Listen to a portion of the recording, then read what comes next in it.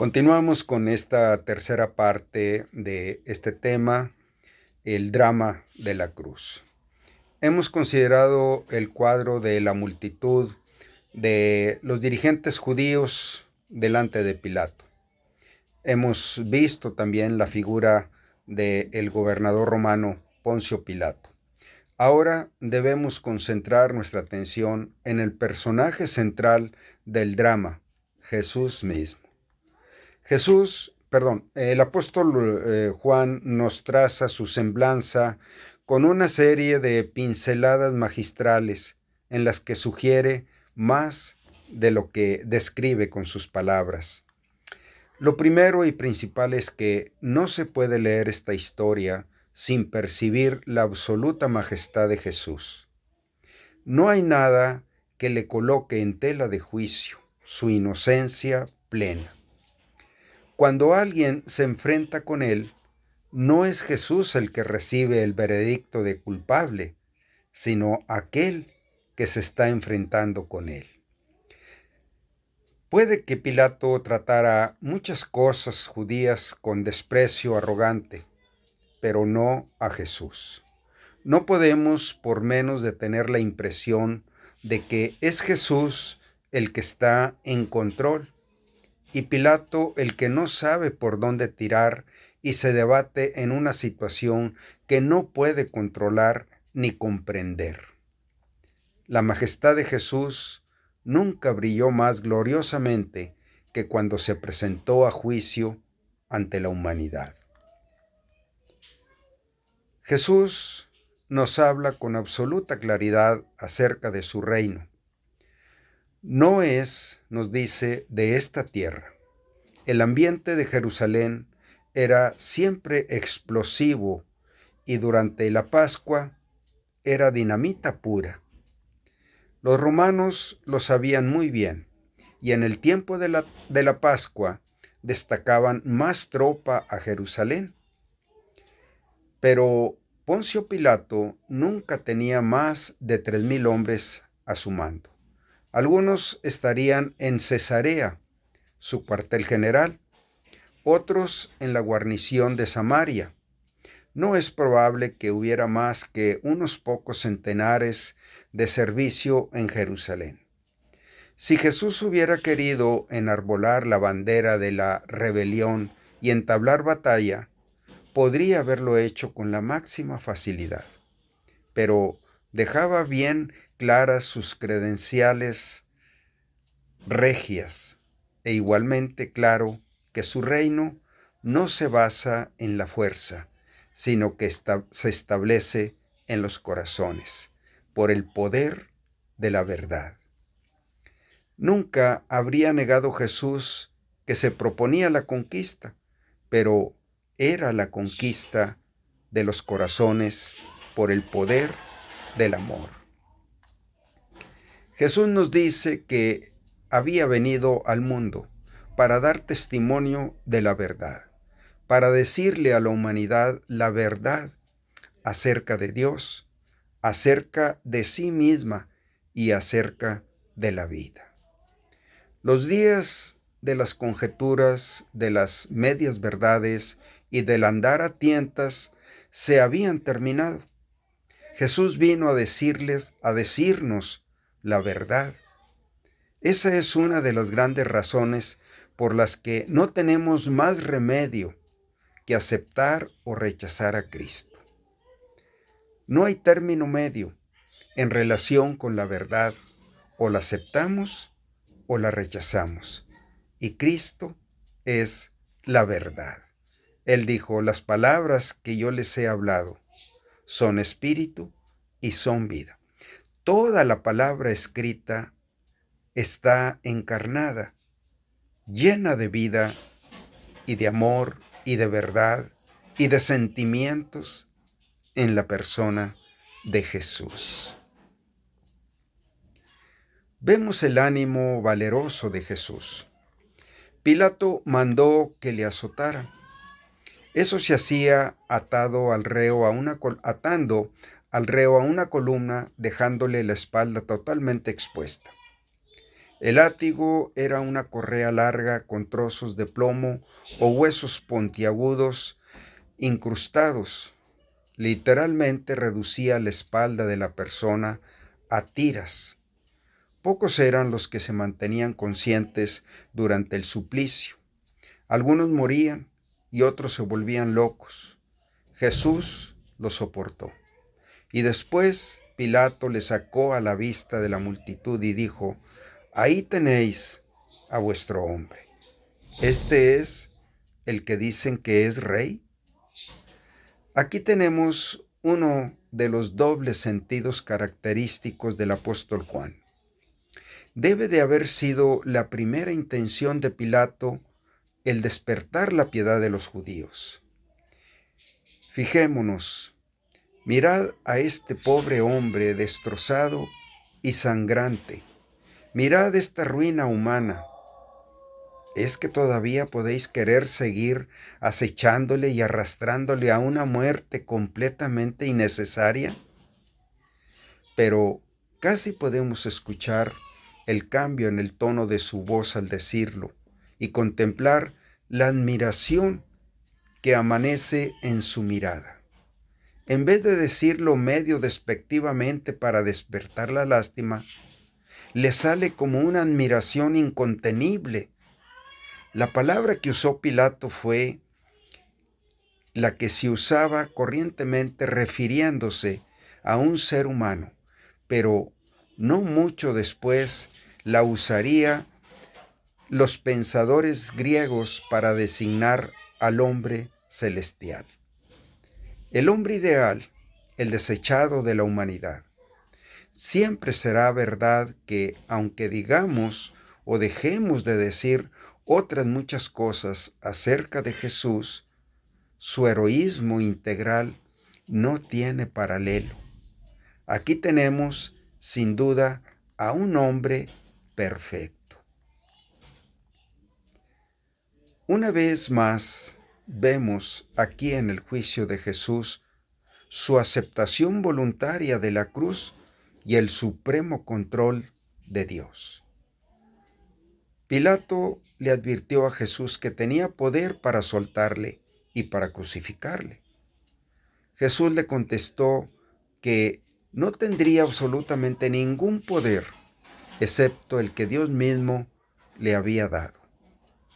La crucifixión nunca, de principio a fin, se nos presenta como la historia de un hombre que se encuentra enredado en una maraña inexorable de circunstancias sobre las que no tiene absolutamente ningún control.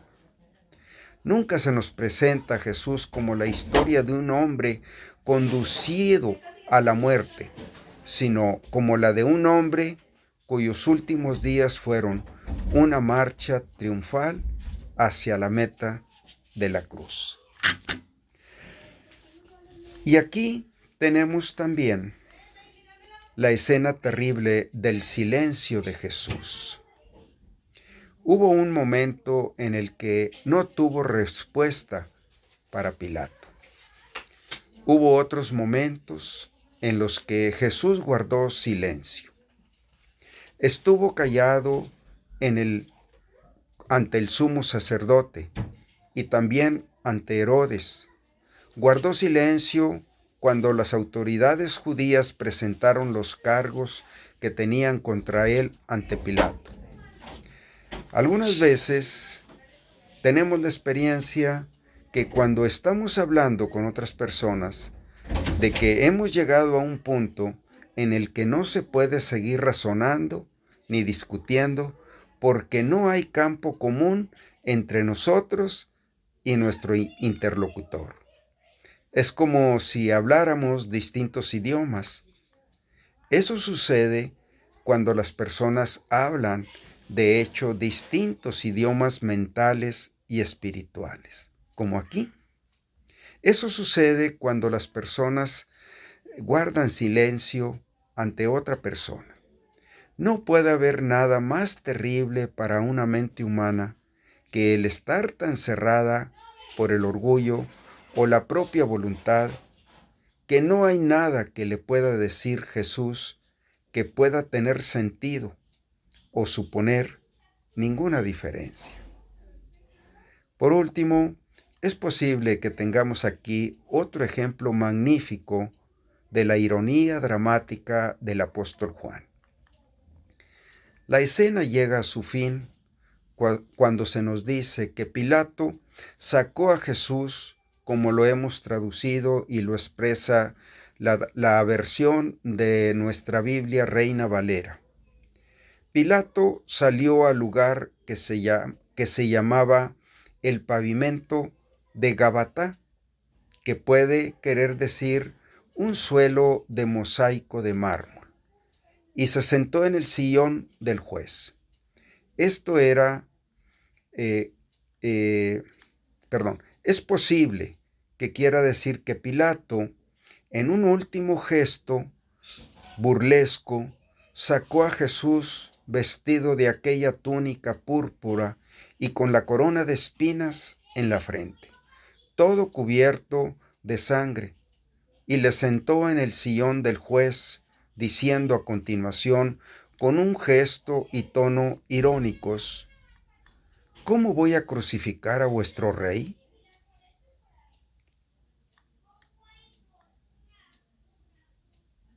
Si fuese así, qué tremenda ironía dramática había en aquella escena. Lo que se presentó en burla es en realidad la verdad. Y un día, los que caricaturizaron a Jesús como juez se presentarán ante él como el juez y se acordarán de lo que le hicieron. Así que, en la escena dramática del juicio, contemplamos la inmutable majestad, el valor inalterable, la serena aceptación de la cruz de Jesús. Nunca se le vio en la tierra tan regio como cuando se hizo todo lo posible para humillarse. Muy bien, con estos comentarios queremos palpar y penetrar en los hechos que sucedieron en la cruz. Y podemos ver estas tres personalidades: a los judíos, a Pilato y a Jesús. Y al terminar esta exposición, nos queda obligadamente tomar o sacar una conclusión: aceptar a Jesús como lo que es, el Rey del reino de los cielos, que murió así humilladamente para pagar el precio del rescate por la culpa de nuestros pecados, o tomar la posición de Pilato o de los judíos. Tenemos ante nosotros la verdad, tenemos el amor en persona, y no podemos rehuir una decisión: o lo aceptamos como nuestro Salvador, humillarnos nosotros ante Él y decirle a Él que nos perdone, que nosotros somos los culpables, que Él no merecía tal escarnio, tal vituperio, tal castigo. Nosotros merecemos eso y más. Y en la cruz, Jesús clamó al Padre diciendo: Dios mío, ¿por qué me has desamparado? ¿Sabes lo que significa eso? Que Jesús fue dejado solo, separado del Padre. Esa era la posición de la cruz. Separación es muerte. Él sufrió la muerte de la separación de Dios en nuestro lugar. Y así murió, separado, y así fue sepultado, separado o muerto espiritualmente, muerto, separado de la gloria de Dios. Él se hizo humano enteramente en la cruz. Así es que nosotros podemos aceptarle a Él resucitado, con la victoria, con el pago ya realizado, y hacerlo nuestro Salvador y nuestro Señor. Rendirnos ante Él, amarlo como es digno de que Él sea amado, servirle como es digno de un rey, enteramente. ¿Vale su vida este precio por la vida tuya? Bueno, vamos a hacer una oración y tienes la oportunidad de hablar con Dios y con Jesús resucitado. Vamos a decirle estas palabras. Repite conmigo esta oración. Oh Dios, realmente esta historia de la cruz no puede ser borrada, pero hoy es un testimonio ante mí, ante mi presencia, de que tú vives, que tú eres el Dios de mi conciencia, donde me dice que yo soy culpable de juicio, que mis pecados me llevarán un día a ser juzgado por este juez justo. Padre, en este momento me arrepiento con todo mi corazón de haber desechado, de haber menospreciado, de haber ignorado esta muerte gloriosa de Jesús por mí. Me arrepiento de este pecado, de haberte ignorado, de haber menospreciado, de haber pasado por alto tanto tiempo de mi vida. Perdóname. En esta ignorancia de tu nombre y de tu presencia, he cometido muchos pecados, de los cuales me arrepiento. Y también te pido que me perdones. Acepto este sacrificio que llevaste en la cruz en mi lugar. Me apropio de él porque es la única manera en que me puedes librar de la muerte eterna, de la separación eterna como ahora me encuentro separado de Dios. Pero no quiero estarlo más. Señor Jesucristo, creo en este relato. Creo que tú eres este Jesús y que tú eres el que has resucitado y el que ahora estás tocando la puerta de mi corazón. Entra a mi corazón. No resisto ni un momento más en que estés afuera de mi vida. Entra y quédate para siempre. Toma mi vida y vive tú en mí.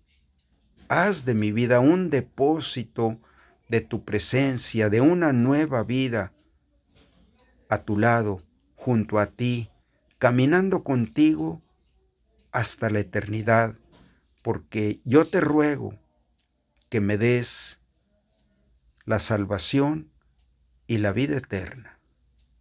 Te lo pido en el nombre de Jesús. Amén.